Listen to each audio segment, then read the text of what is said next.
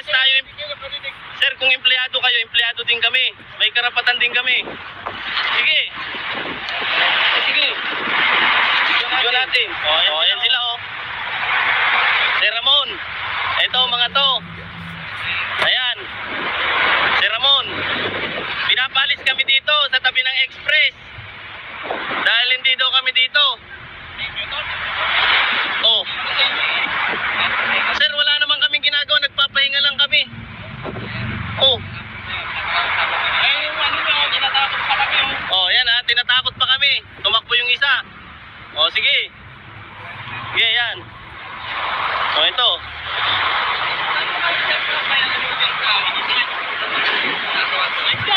Sir, nagpapahinga lang naman kami dito Wala naman kaming ginagawa, sir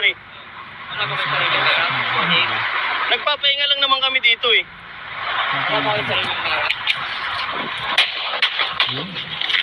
So yun, good morning guys.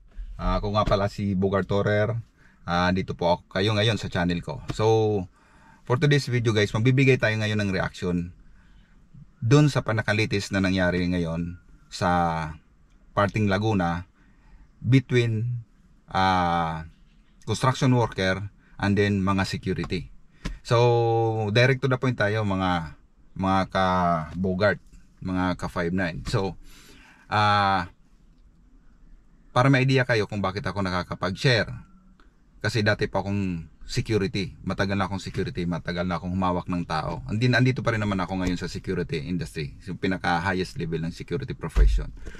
So ngayon guys, para sa inyo to, sa mga baguhan at sa mga gusto may matutunan about sa security na mga profession na pinasok natin.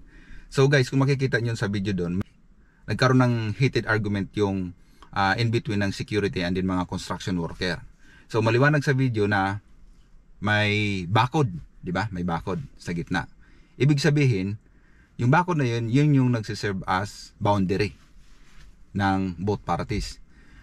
Security and then construction worker. Ang construction worker, nasa area sila ng kanilang site, ng kanilang pinagtatrabahuan. Yung security naman, nasa area sila, nasa loob sila ng AOR nila. So bakit tayo umabot sa ganon? Bakit umabot sa ganon? Kasi nga, ang problema doon, guys, ang lack of knowledge ng security. So hindi ko hindi ko nila lahat. So kaya sinishare ko ito sa inyo guys para may matutunan kayo, makadagdag sa inyong kaalaman. Isa sa kaya nagkakaroon ng mga ganitong pagtatalo dahil sa kulang sa kaalaman ng mga security natin. And then kulang din sa kaalaman ng isang civilian, ng mga civilian. Kaya nagkakaroon ng ganitong pagtatalo. So ipapaliwanag ko sa inyo guys ang may pinakamali talaga dito guys, yung security. Ipapaliwanag ko din sa inyo kung ba't mayroong pagkakamali dito yung construction worker. Kaya para ma-prevent yung mga ganong pangyayari guys, kaya gusto ko i-share ito sa inyo. Unang-una guys, ito nga guys diba? Kasi kaya nagkaroon ng heated argument dito yung construction worker sa guys ng security, kasi sa kakulangan ng kaalaman ng security, kakulangan. Di niya alam yung kanyang boundary ng kanyang area of responsibility.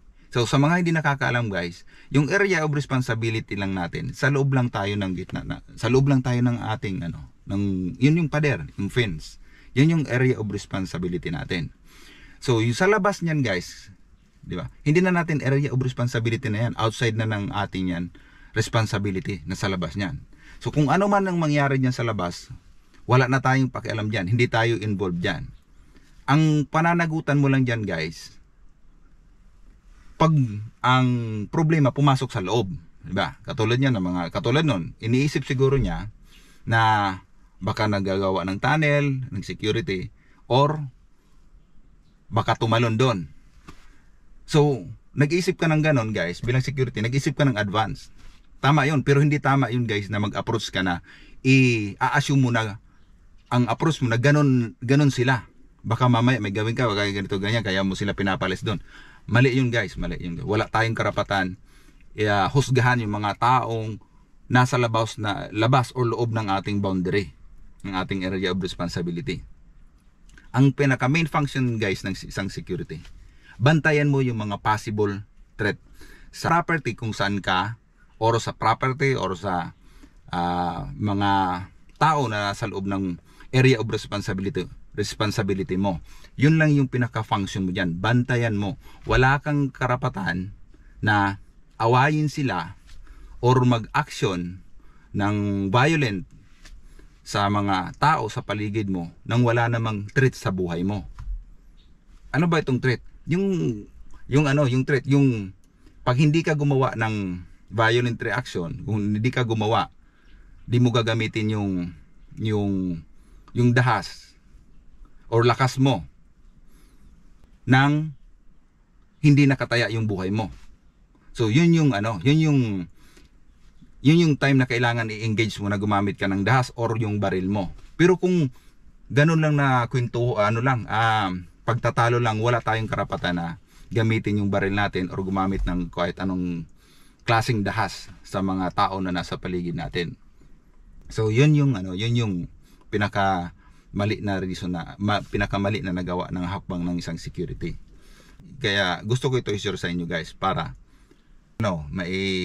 tatak sa isip nyo na hindi lang tayo nagtatapos yung kaalaman natin doon sa training. So marami pa tayong kailangan malaman. So malalaman natin yun, galing na yun sa ating effort sa pansarili natin based on our effort pag-research ng mga kailangan natin malaman about sa trabaho natin bilang security. Kasi kung lack yung kaalaman natin guys, ganun ang mga nangyayari, puro pagkakamali. Madalas natin magawa sa ating trabaho, pagkakamali. Hindi kasi guys yung profession natin na katulad niyan, pag nag-training ka guys, mga ka-5-9 na pag nag-training ka, memorize mo yung mga 11 General Order, Code of Conduct, o mga guidelines ng mga security guidelines. So hindi lang, karamihan kasi ng security, minimemorize lang yun. Hindi nila sinasa puso. Kaya hindi nila ma-execute. Ibig sabihin, kailangan mong malaman talaga kung ano yung ibig sabihin nun. And then yung i-apply mo yun sa sarili mo. Para ma-execute mo siya, magamit mo siya. Hindi yung minimemorize mo lang. Kasi kadalasan minimemorize lang nila. Kaya hindi nila pag tinanong mo, alam na alam nila. Memorize nila. Pero tingnan mo sa kung paano sila magtrabaho. Kasi iba doon sa security guidelines natin katulad ng mga Code of Conduct, 11 General Order. Hindi nila ma-apply kasi kinabisado lang nila eh. Hindi nila in-apply sa sarili nila. Hindi nila in-absorb. So doon nagkakamali tayong mga security guys. Kung para hindi mangyari yung mga ganitong sitwasyon guys, yung mga Code of Conduct natin, yung mga 11 General Order, napakalaking tulong yan sa atin. Andin yung pag-training natin, napakalaking tulong yan sa atin guys. Isa puso mo yung mga tinuro sa training school. Andin yung mga natututunan mo sa mga senior mo na mga security. Isa puso po natin guys, isa puso natin. Para hindi maulit yung mga ganito sa mga gwardiya ng mga baguhan. So yung pag-engage, rules of engagement, paggamit ng baril, dapat alam po natin yan kung kailan lang siya bubunutin. Di ba?